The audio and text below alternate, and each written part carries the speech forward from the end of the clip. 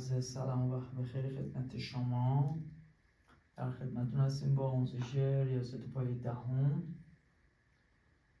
ادامه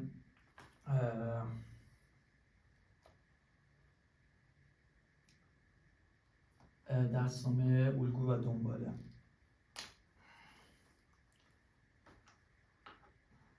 ما رفرنسی که انتخاب کردیم از ریاضیات پایه دهم مجموعه کتاب‌های پرسمان حالا تعریف سال 96 که انتخاب شده و از این که رفرنس استفاده میشه برای تعریف ویدیوها.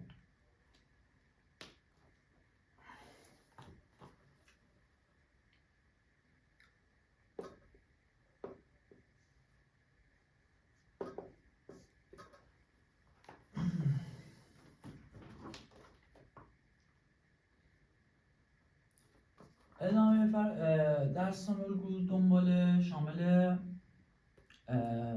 مبحث بازه و فاصله است.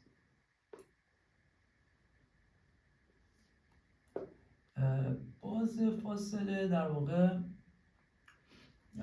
رو محور اعداد کاربرد داره. این حالتی که ما کل مجموع اعداد که شامل مجموع اعداد حقیقی هستن مختار بر این که رو محور اعداد نمایشش بدیم.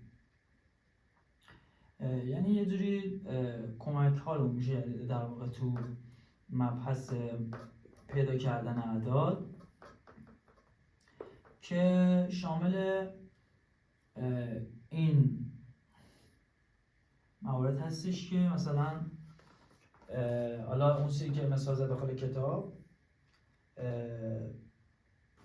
بازه هایی که موجود هستن براتون شرح بدیم. بازه های باز دو عدد، بازه بسته، بازه رو ننویسیم، بسته،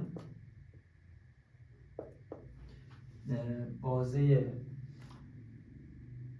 نیمه باز و نیمه بسته.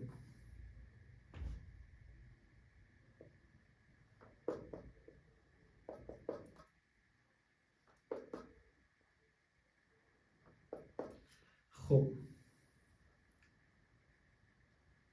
بازه باز رو این حالتی ما نشون میدیم بین دو سری از اعداد که با این نماد نشون داده میشه و روی محور اعداد این حالتی قابل نمایشه که ما روی محور اعداد بازه باز رو این حالتی نشون میدیم.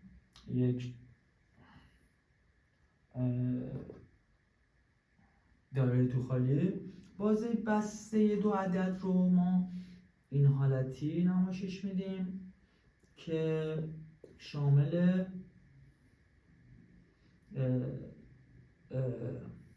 دو عدد منتهی به هم هست. یعنی بین این دو عدد، یعنی خود این اعداد رو شامل میشه که در این قسمت بازه عدد باز این حالتی نیست. مثلا عدد 1 و 2 که ما بین این بازه قرار باشه عددی رو تعیین کنیم، یعنی تمامی اعداد این قسمت هستن و عدد 1 و 2 شامل اون اعداد نیستن. بازه عدد بسته شامل همون پروسه از اعداد 1 و 2 رو در نظر بگیریم با نقطه‌ای تو پر در نظرش میگیریم و که خود این اعداد رو شامل میشه. یعنی اگر 1.5 یه عددی مثلا ما بین این دو عدد باشه، 1.5 در این بازه قرار میگیره و این دو عدد 1 و 2 هم هستن در این بازه که این حالتی نمایشش میدیم. به طور مثالی براتون مطرح کنیم که بازه از اعداد 1 و 2 که اگر این حالتی هم براتون مطرح کنیم که عدد 1.5 هم در این بازه قرار میگیره. بازه نیمه باز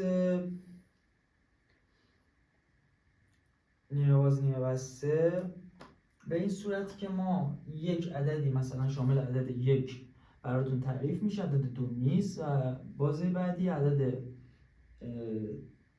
2 شامل مجموع عدد خواهد شد و عدد 1 نیست. این حالت مثالش که این حالتی براتون شرح میدیم که بازه نیمه باز از یک قسمت بازه اون مجموع عدد قرار نمیگیره، و عدد بعدی رو شامل میشه. و نیمه بسته هم که به این حالتی که مجموع عدد اول رو شامل میشه و عدد دوم رو خیر. ما یه خورده اینجوری بعدی کشیدیم حالتی و راحت تر که این هم با ذکر مثالی براتون مطرح شه. بازه نیمه باز و بازه نیمه بسته که شامل همون عدد 1 و 2 که عدد 1 رو شامل نشه و عدد 2 رو شامل بشود. عدد 1 شامل نشه، عدد 2 شامل مجموع اعداد خواهد بود و بازه بعدی بازه نیمه بسته عدد 1 رو شامل بشود و عدد 2 رو شامل نشود که اونم به این ترتیب قابل نمایش خواهد بود که نقطه تو پر و 2 نقطه تو خالی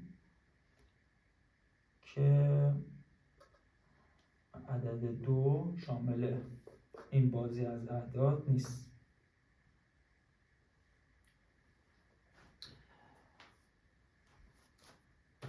حالا با ذکر مثال راحت هم پس براتون قابل نمایش هستش.